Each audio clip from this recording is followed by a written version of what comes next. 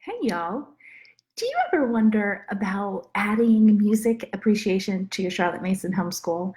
Well, maybe you want to get into the actual composers of music and teach it, but you're really struggling to even know it yourself because you've never learned it, or perhaps you just don't know their names, so you're kind of stuck. Well, today's Charlotte Mason curriculum track is going to be helping you in that music appreciation journaling, or not journaling, journey. And I'm here to help guide you through some ideas about how to actually start it in your Charlotte Mason homeschool. I'm Dolly Freeman, and I am the creator of the Charlotte Mason Way. And I'm excited to be showing you exactly one of those resources I used years ago when I first started to learn about the composers and just felt pretty inadequate about my own knowledge. So if you're here, remember these are curriculum chats, which means I love the interaction, I love to hear from you, and more importantly, I like to chat about the actual product that I'm showing you. So how about we get started? All right, so today I'm going to be showing you this wonderful hardcover book.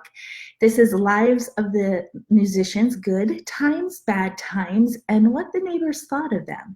So this is a really great thing to have, and I'm sorry my light is kind of making it difficult for you.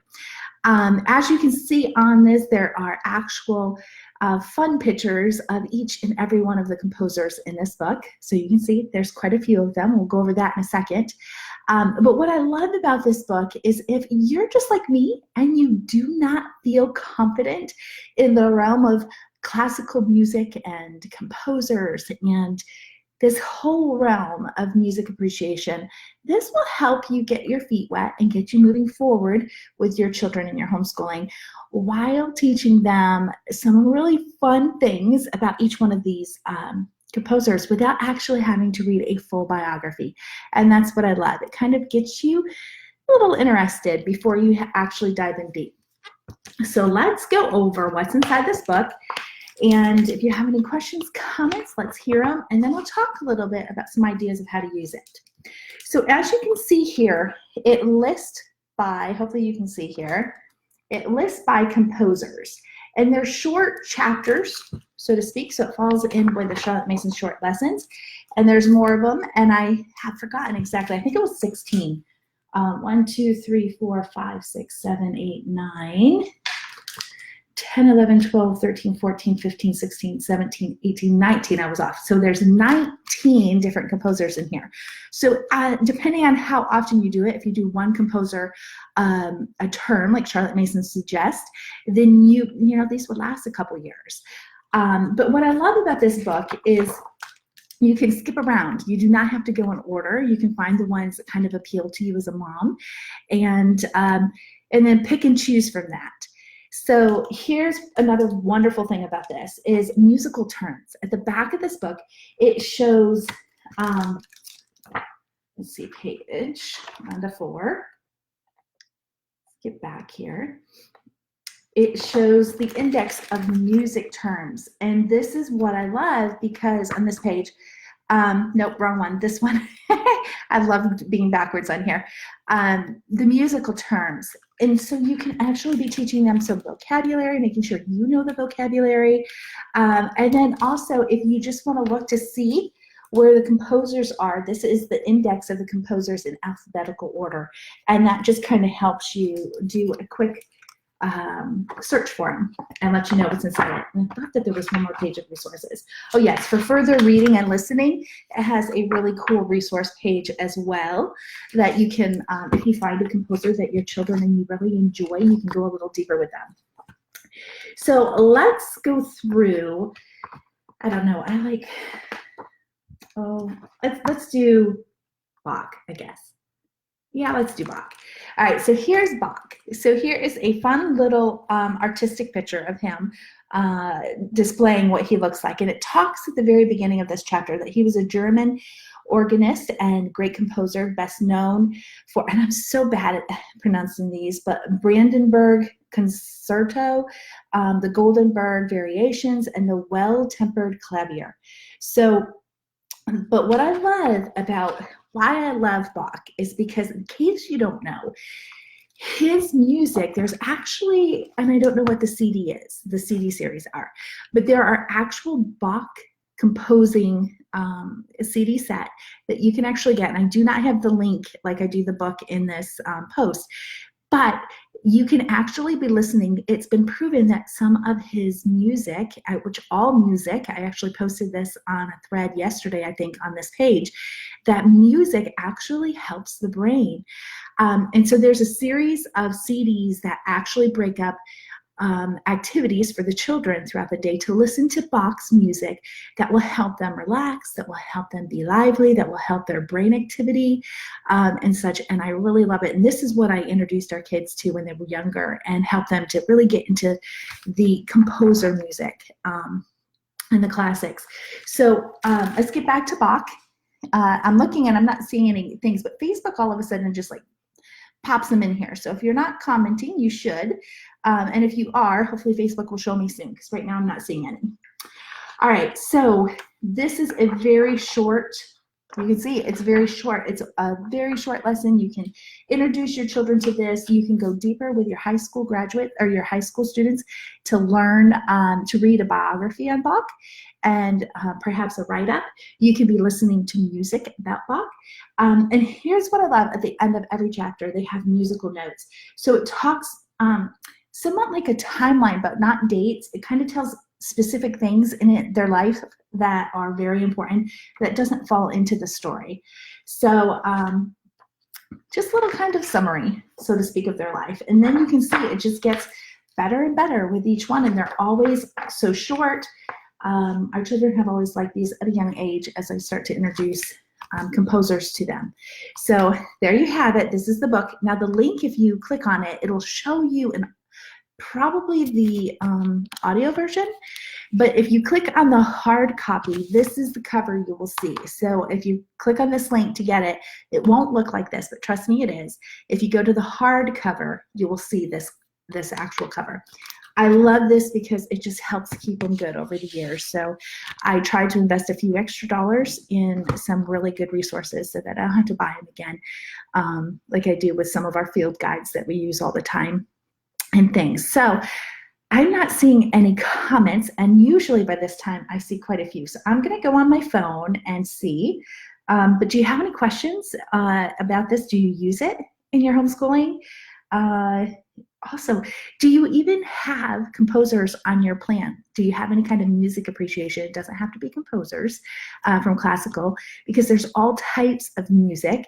It just so happens that classical music was the thing that Charlotte Mason started because of the time period. Music has changed drastically from there. There's lots of options. You can study hymns, and there's lots of resources out there for hymn studies. You can study contemporary music, you can study all kinds of music. So it's really up to you, but it's music appreciation is very, very important. But it has been proven that classical education or classical music actually helps the brain. And knowing Charlotte Mason's study of the brain, I cannot help but believe that this is why she loved music appreciation and was really adamant that it should be a part of a child's education. All right, so let me find this group, or no, it's not my group, it's my page. And see if I'm just not seeing the comments, because that's possible. Yep, there's comments. I knew in Facebook. Oh, because there's all I gotta turn this down. All right, so hello, Paula and Tina and Tammy and Lynn and Michelle. I'm so sorry that Facebook is not showing it, and so funny, it literally just popped up. So I can put my phone down now that Facebook decided I do want to see my comments. So hello to all of you. I think I got a hello into everybody that's been on here. Let's see, Lynn says, does it list the songs they wrote? It doesn't, but that can be a little research project that you can do. It does mention a few of their pieces. Let's go back to Bach. So at the beginning, it talks about some of the best known works. So there's some in there. And then at the music notes, it talks about it does talk about a couple of their songs, but it does not list. It actually, they're just really fun facts. Like this one, it says the two Voyager spacecrafts launched into the solar system in 1977 contain 3 pieces by Bach, along with special recording playing equipment. So it kind of tells you a little bit more about Bach, not only what he was known for and how he became the composer that he's known for, but it does give a little glimpses of that. But you can easily find his work with a little bit of research. And if you have a middle grade or high school student, it would be a great project for them to actually look for them yourself. What we've done is actually purchased CDs of these, but with YouTube today and all kinds of, like Spotify and all kinds of those, I can't help but think that you would be able to really easily find works by them without having to pay anything and just be able to get introduced to them. Also PBS, I know they often have concerts that you can watch. I'm sure they would be something that you can watch on demand or even through Prime Video. I'm sure you could find a lot of options to introduce your children to more other than just CDs. And then there's also another series, Nest Entertainment used to show it. I think they rebranded to Nest Family. I used to sell them years ago when my older 2 were younger. They had a series that they promoted that were the composers and the artists. And I'm having a really hard time remembering what the name was, but they are excellent drama. And they might be something that you can find on YouTube or Prime. I'll have to look into that because this is something that's in the back of my head. I'm like, my younger 2 didn't really get them because we moved from VHSs, which we had them in VHSs, and we didn't invest in the DVDs at that point. But they're really good dramas out there about their lives. So I really encourage you guys to look into some of those things.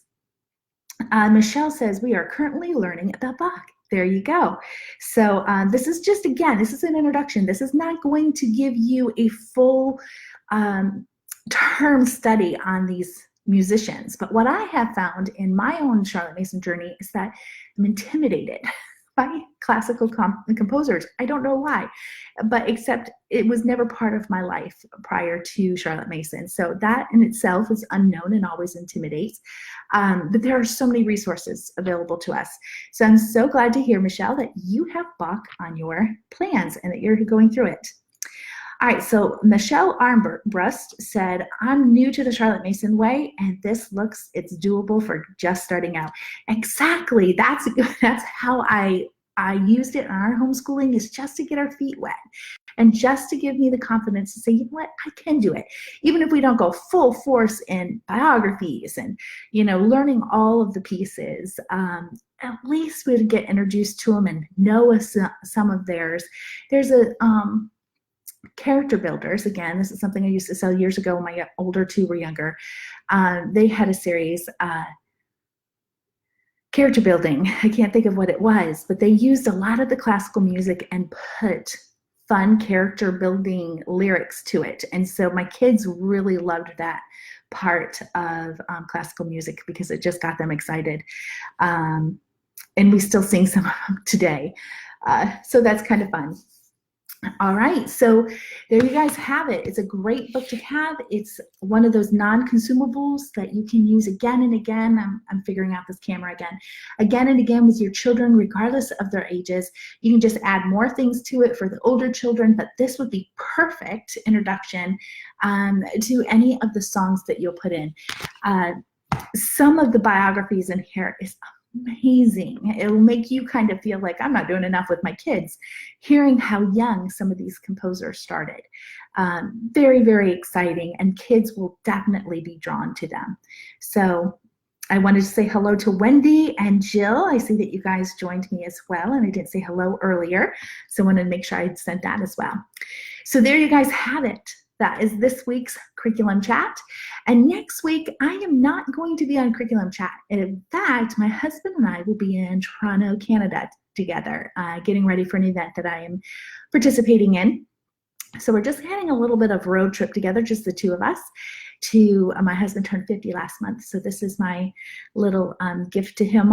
I'm renting a sports car. We're hoping it's convertible, and we're just going to drive a little over 10 hours to Toronto and just have a little bit of time on the front end and the back end for ourselves before this event. So I will not be doing a curriculum chat, but I will be back the following week, and I look forward to sharing something more with you. I'm not sure what it is quite yet, but I will hopefully see you guys there again, and I'll see you. You guys keep planning. It's coming. If you haven't started yet, it's coming. School is almost here. All right, I'll talk to you all next time. Bye for now.